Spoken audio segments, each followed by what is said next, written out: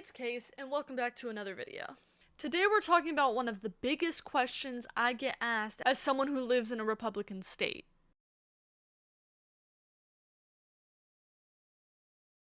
What's the difference between all of these gender identity terms? Agender, bigender, non-binary, demi-boy, genderfluid, everything. Don't worry, today I'm going to talk about it and we're going to keep it clear and concise. Alright, so first off, let's start off easy with cisgender. If you don't know what cisgender is, it's when someone's gender identity matches the sex that they were assigned with at birth. For example, if you were labeled male at birth and you identify as a man, or labeled female and identify as a woman. It's basically the default in society. Second, I'm going to be talking about transgender. Transgender, or trans, is when your gender identity is different from what sex you were assigned at birth. That includes binary trans men and women, also non-binary, agender, genderqueer, genderfluid, etc. Anyone who's transitioned from one gender to any other. Next, I'm going to be talking about agender. Now, a lot of people ask me this because they're like, that doesn't make sense. Isn't it just non-binary? Isn't it just genderqueer, androgynous, whatever? No. Let me explain. Agender means without gender. It doesn't necessarily mean like a completely blank slate. Some agender people feel completely disconnected from the whole concept of gender. Like it's just not relevant to them. Others feel neutral, like gender is a background noise they simply don't listen to.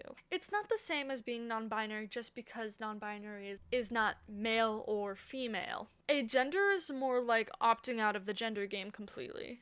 An agender person may still present masculine or feminine in style, but that's just clothing, not a reflection of identity. Next, we just kind of touched on the topic. I'm going to be talking about non-binary.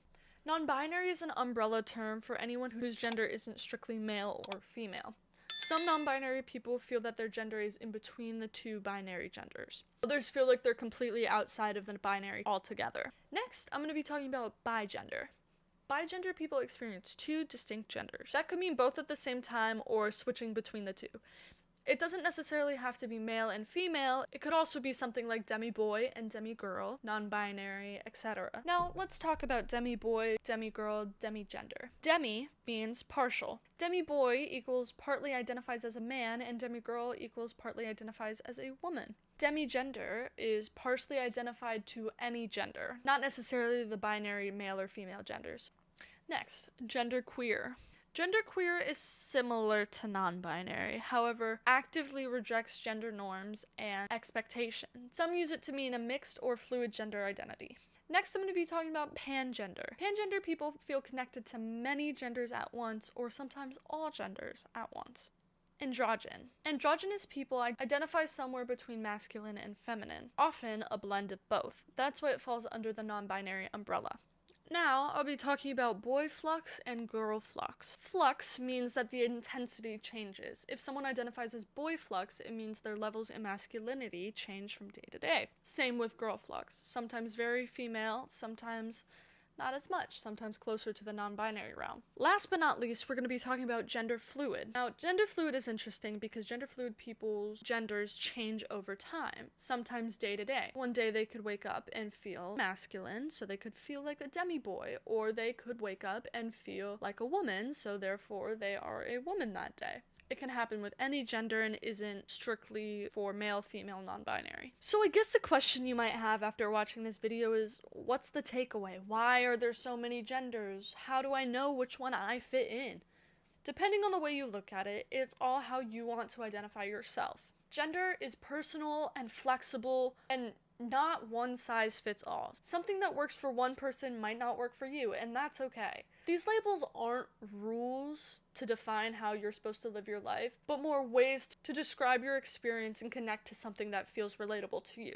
You don't have to pick one, but if one fits, that's great. Your gender is yours, and that's what matters most. Hey y'all, I'm currently editing this video, and I just wanted to make a disclaimer that I tried my best to research all of these topics and their complete meaning, but I apologize if it's not completely accurate. But I did try my best, and I'm trying to give you the best information that I can share with you. Thank you. If you found this video helpful, drop a comment and share your story down below if you're comfortable. And of course, hit like and subscribe for more content. Be sure to follow my TikTok and my Twitch, which are linked down below. And I hope you'll have an amazing day. Go outside and touch grass. Or watch more of my videos. Your choice. Peace out.